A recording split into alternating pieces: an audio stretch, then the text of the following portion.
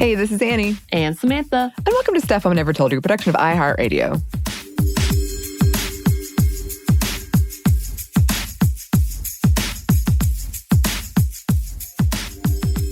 Yeah, and welcome to another edition of Monday Mini, where we talk about all sorts of things, whether it is current events and or our own emotions and the current state of our emotions, which can be good or bad or sad or neither. I don't know. And before we start, we want to put a content warning here. Nothing too deep. Kind of deep. We're going to go everywhere. But we are going to talk a little bit about eating disorders, specifically mindsets when it comes to eating, as well as weight loss and weight gain and our emotional state of being. So if that's not something you want to listen to right now, skip on ahead. But today we wanted to kind of revisit an older topic. Was it for Monday Mini or was it for a happy hour? It was for Monday Mini. Mm-hmm. Okay. Y'all, it's all starting to blur. We do so many now. But we had a whole discussion about eating and eating disorders and just some of the stigma around just eating point blank, how it affects you or how it could be a part of a reaction to trauma past. And Anney, you're really open, and you and I dug into a few things about our own personal issues and our thought processes and things that we're going through today even. And a lot of y'all reached out about some of the personal experiences you had gone through, and you feel really strongly about it. And first of all, thank you so much for reaching out to us and just being so open. I can't tell you what a privilege it is to feel like we're in the inner group with you and someone that you can talk to, as well as someone who you can be open with and also give us great advice. And as one of y'all said, there's nothing like solidarity. And it is. That's one of the best ways to get through this. Thank you for that. And just, again, opening up to us about your experiences. Because, as a person who truly believes in that too, because I've gone so long isolating myself when it comes to my emotions, my insecurities, having people being so open and willing to be vulnerable with us and allow us to be vulnerable with you, that is a privilege. And we understand that and we value it so much. So first and foremost, get all the feels out. But there was one thing that several of y'all talked to us about, and it was this whole weirdness of people needing to compliment other people, specifically, oftentimes women, about their weight loss or just a change in appearance. And that got me, as I am someone who has always struggled with their weight. That has always been an issue for me. Coming into a white family already different, and then feeling like an outsider, not only from the white culture of being skinny, but the Asian culture, just culture in general of being skinny. And I am, and I was a thick girl, and have had a hard time trying to come to terms with just liking myself, not even loving myself, but liking myself. And my body image is something I've finally come to the point of being content with. So it's come to, after about 38, it was kind of okay, I understand this whole new go yourself, I'm over this moment of not caring about other people's opinions. And don't get me wrong, I still care about other people's opinions. If you follow me on Twitter, I am very self-deprecating, and I like to revel in all the bad reviews we get, especially of my voice. I don't know. I'm a masochist. I don't know why you do this. I know. I've stopped since the last. And several of our coworkers or friends have been like, stop reading the reviews. And I'm like, okay, you're right. But I just need to know. I need to be validated. And of course, typically the only times we get reviews is when they come to tell us how much they hate us and will no longer listen to us. Thanks. But no, actually, there's been also a lot of great reviews, and people are so kind as well. But for some reason, I focus on the negative because that's my way of being. And, I think being that person, of course, self-image is one of the things that I struggle with. And like I said, I finally come to a point that I'm like, you know what? I am who I am. This is not a bad thing. I just need to learn to appreciate and just enjoy what it is and be healthy. But again, like I said, I still have the ups and downs. And not too long ago, a few years ago, as in fact, it came to a point that I was really in a very depressed state. It lasted a lot longer than typical. And as one of our listeners had told me, very similar to her experience of like going through a bad time in a relationship, it really hit me hard on top of another bad time in my job state. Like there's so many things that just piled on that I stopped eating. And it wasn't because I wanted to, because I love food, y'all. But it was because I just felt nauseous and just too sad to eat. So I would rather sleep or do anything else. Essentially sleep. That's kind of how I would go. And I lost a lot of weight during that short amount of time. Like it was real quick. And of course, originally I was really excited by that fact. It felt like an accomplishment. And I had this weird dichotomy of being depressed, but pleased because of me losing weight. And of course, it was unrealistic. I don't want to be in a forever depressed state. That is not who I am. Yes, I get there. And yes, I revel in it sometimes just because I need to acknowledge it's there.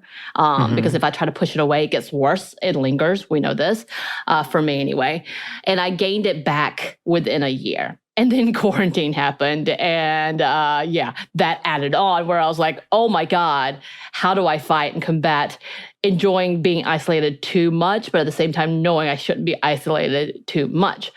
And of course, again, I did not do as I was advised by all of Twitterverse, which is to take advantage and do all these home workouts. Sorry, it didn't happen for me. And I absolutely isolated. And I was like, nope, not going to the gym. You assholes haven't been vaccinated. / there was no vaccine at the time. Of course, they were assholes. But in my head, that's how I, talked myself into this. And so, gaining all of this weight back, there was a lot of shame in that for me. And it was really overwhelming. And it still kind of is. Like I just actually recently saw a friend that I hadn't seen in 4 years. And the entire time, the panic of me trying to find something to wear to try to hide that I had gained everything back was fairly overwhelming to the point that I'm like, maybe I should just cancel and stay home and eat rice. Like that was a thought process for me. But I didn't. I did go out. And I had gotten so many compliments and kudos for my work, which mostly resulted because I felt too nauseous and sad. Like that was the reason it wasn't really something to celebrate, honestly. And don't get me wrong, I definitely exercise, but it wasn't different from what I typically already do or are doing. Like that's something I've always done. And I just don't have the metabolism to be skinny. Like maybe it helps me maintain I'm considered obese. Thank you, obesity. I got to qualify for my vaccine early. Cool. Just saying. But technically I am obese by those standards. And again, when I realized how it was all back on, I had a moment of shutting down and didn't want to socialize or go back out in public. And I'm still feeling that way, y'all. I'm still having this moment. There's a wedding coming up next week, and I'm really overwhelmed because a few of the people who complimented my weight loss and congratulated me and obviously saw me for the first time. And we're going to talk about that too. This level of like being recognized as a woman because I lost weight. It was lovely at that point in time. But now I'm back here realizing the difference in how it was paid attention to. It's kind of shocking and kind of like heartbreaking for me.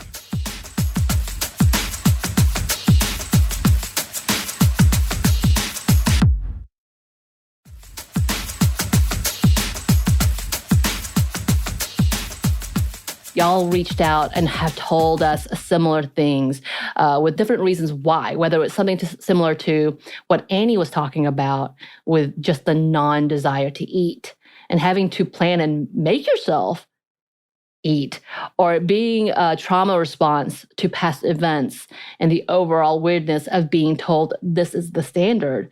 And then also the conversation about eating in public and trying to put on a brave face either way, and then having this microaggression from others, whether it's one listener talked about how they were like, oh, if you turn sideways, you disappear.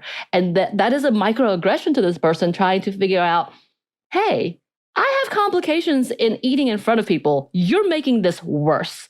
Right. Them honestly believing that it is a compliment. Yep. We have, of course, older generations just who never held back. And you and I talked about this when I was in high school, when we went to someone's grandparents' home to show off our dress, to be like, look, aren't we cute? And being told, oh, you got thick thighs. You got birthing thighs. Keep those. And I'm like, yeah, thank you, as a high schooler. And having that stigma on me for so long and being told like, oh, but your standards, your beauty standards would be a hit here. And I'm like, again, I don't know what to do with this comment that you're giving me. But this is that whole level of my own concern on how do we talk to each other and lift each other up, but not do it in a way that it's actually really counterintuitive of being lifting each other up. Yeah.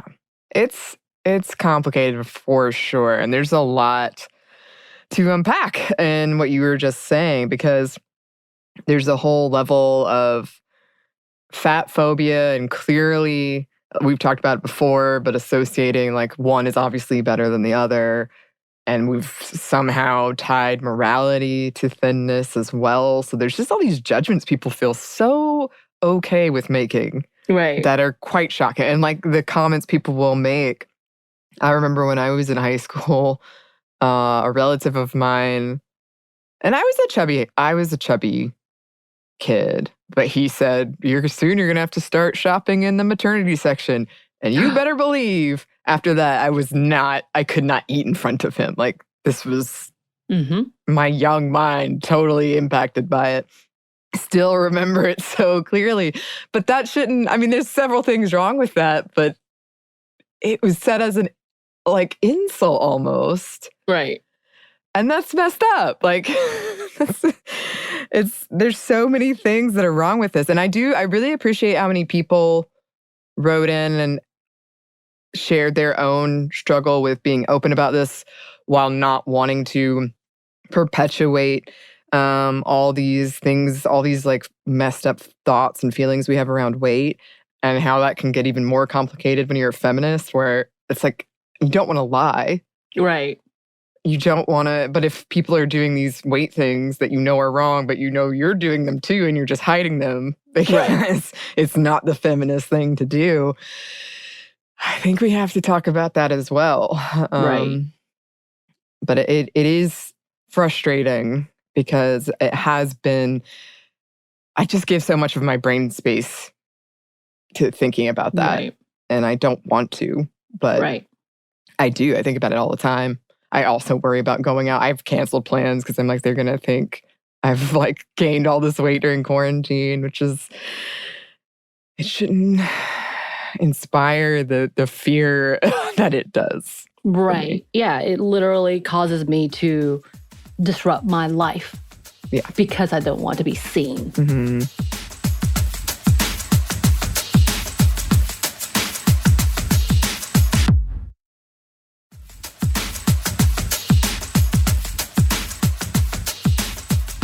Yeah, I want to kind of come back to, this has already kind of gotten long with all of my thoughts, because I do want to come back to the fact that there's this responsibility on us as individuals who are trying to uplift others that has to have a balance of giving someone a feel-good moment versus perpetuating a stigma that's not necessarily healthy. We don't know why someone lost weight. We don't know if that was a plan. We don't know if it's for their own health. We don't know what it is about. And oftentimes that's the one thing people feel like, this is okay to say because she looks amazing. You've lost 10 pounds. It's obvious. How did you do that? Tell me your secrets type of bullshit, which is not a secret.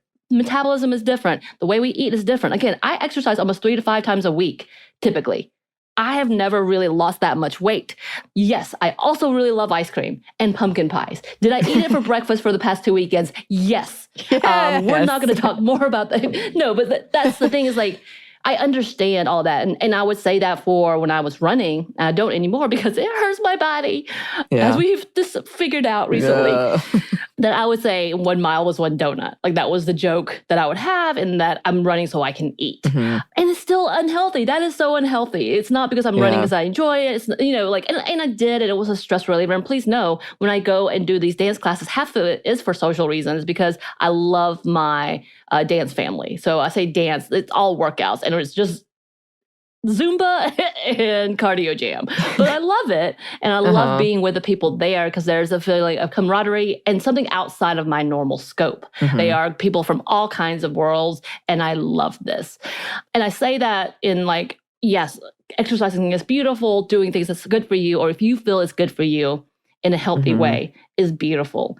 But there is also this norm that we have allowed that says, yes, we compliment for things that look appeasing and what we value in ourselves, or we wish for ourselves, or we wish for others, to the point that it is a detriment to most of society. And I will say, for my family member, I have a niece who's talking about some of the situations, and she's gorgeous. And oh my God, the pictures of her is phenomenal. And apparently, like, there's some conversations around her home about, and I know this because I lived in the similar home, that this whole idea of being skinny is what makes you valuable. So whether it's to become a wife, whether it's to become a cherished wife, whether it's to become a good wife, and that's kind of that conversation. I will say here, my mom never made me feel like I was ever overweight. My mom never put it in my head that I had to be skinny. However, my mom was so concerned with her own body as well, and she would make her comments about her own body that, of course, it influenced me as well. And that was one of the big things when I was a nanny. I was like, stop doing this. You're feeding into your 11-year-old's head that a standard is taking diet pills and skipping meals so you can have drinks. Yep. And again, that is one of those things I will say is absolutely unhealthy. I will not hear that anything else on that. Stuff like that is a standard that is unhealthy, and I did it. And sometimes I still do it. So please understand, I am very aware of these unhealthy habits. And that's part of the problem in this bigger conversation, is trying to maintain something that may not be realistic for you. And that includes for people who can't gain weight. Of course, people may be bitter about this. There's those, again, who have always struggled with weight that feels a little bitter, like you won the lottery. But for those individuals, that's not what they want. Oftentimes, that is not something that they have seen. And they have been oftentimes just as teased for being too skinny, for being too wiry, for any of those conversations. And that is that conversation of being perfect. And we're going to talk about this again, I know, later on. But it's this whole level of this fine line of, for those who have worked because they feel that they were unhealthy and they were unhappy. And so they did it in a healthy manner in which they saw change, but also was able to have like encouragement with their mental health, meaning that they were able to come to a point of really understanding mentally and physically what this means for them, and truly coming to a point of being healthy, again, mentally and physically as well, more so mentally than anything else. If that is something that they have done and feel like, yes, I would like that to be acknowledged, then yeah, I think we follow that lead. Not necessarily to compliment, oh, you look so much better, because that's not the truth. That doesn't change the person, I would hope. But that they've accomplished a goal that they have set for themselves in a healthy manner. Yeah. And I've seen people do this, and I have seen people being able to do this in a great way. And we want to acknowledge that. But we should not come out of bounds and do it on our own without knowing who or where they're coming from. Right. Yeah. And there's just so much stuff that is impossible to untangle when you're talking about this. So like the toxic diet industry and all these messages we've fed young girls and women, because, it's hard to, when you've grown up in that system, getting those messages all the time, it's hard to know why. Like I also love exercising, but I was also doing it for unhealthy reasons. So they both can exist, but it's so much work to like get to the bottom of why you're doing something. And it's, unfortunate that we have to do it, but I think that it is, you should examine why you're doing things, and think twice maybe before complimenting someone. on something. And that, I mean, that can get almost, I get so in my head about it, I often won't even mention it, which maybe is for the best. I feel like I do that in so many things that I'm like, I don't know where to go from here. I'm going to ignore this, which is, again, probably not the best. But at that point, I'm like, at least I need to wait to read the room. Yeah, see if you can get the story. Well, we touched on so much stuff we could expound upon in this. Thank you, Samantha, for being so open.